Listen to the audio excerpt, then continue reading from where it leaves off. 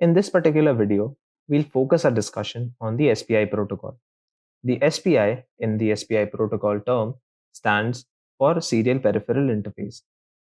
As we discussed earlier, a protocol is just the basic set of rules and regulations.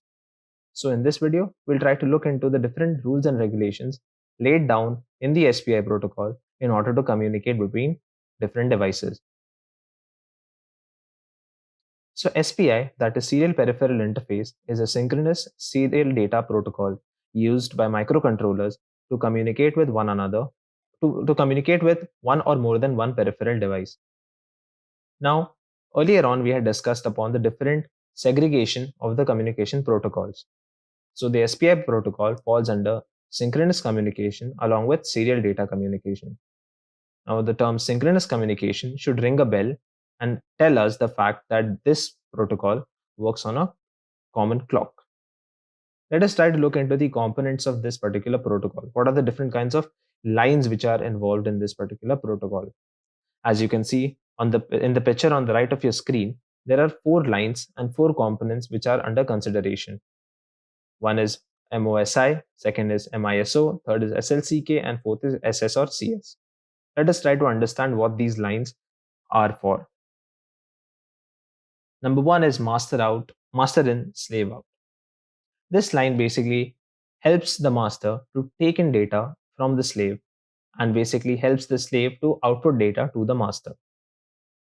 Master out, slave in.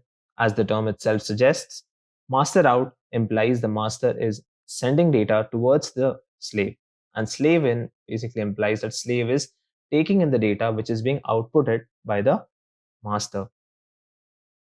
SCK or SCLK, serial clock. As we mentioned in our discussion earlier, SPI protocol is a synchronous protocol, and a synchronous protocol has a common clock. What does the clock do? It synchronizes the data transmission. How does it synchronize? It carries out data transmission on the transitions of the clock from high to low or low to high, or on their low or high levels depending upon the configuration. And the last one, SS or CS, slave select or chip select. This particular line helps the master to select a particular slave in order to communicate with that slave when we have more than one slaves attached to a single master. So in order to have more than one slaves attached to a single master, there are 2 ways that can be followed. Number 1 is parallel connection. In case of parallel connection, multiple slaves have all their 4 lines in parallel with the single master. The other method is daisy chaining. In the method of daisy chaining, the connection between the slaves and the master is a bit different.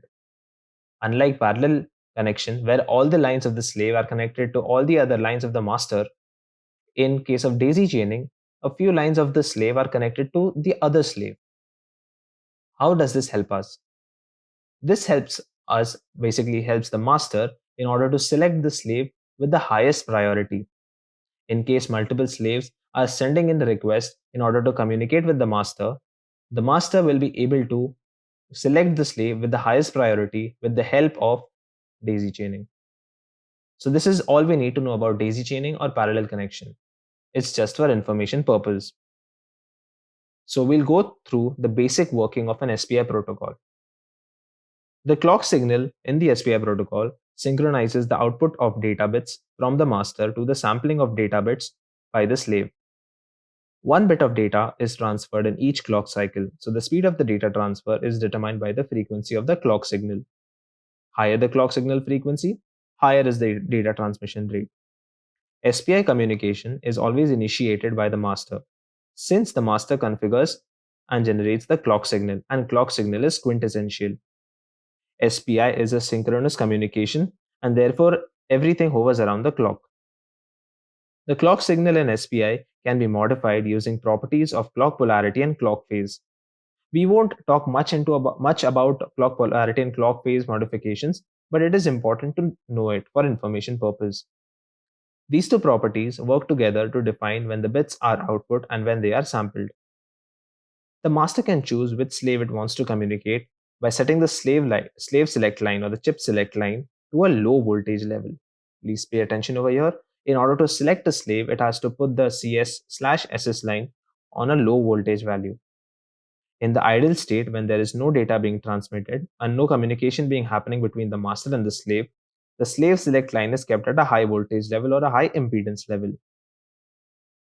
SPI can be set up to operate with a single master and a single slave, and it can also be set up to communicate with multiple slaves controlled by a single master. So, this is what we need to know about the SPI protocol. So, what do we understand? It is a synchronous protocol, it is a serial data transmission protocol. We can have the configurations like one master, one slave, one master, multiple slaves, and the kind of connections that are happening in case of multiple slaves.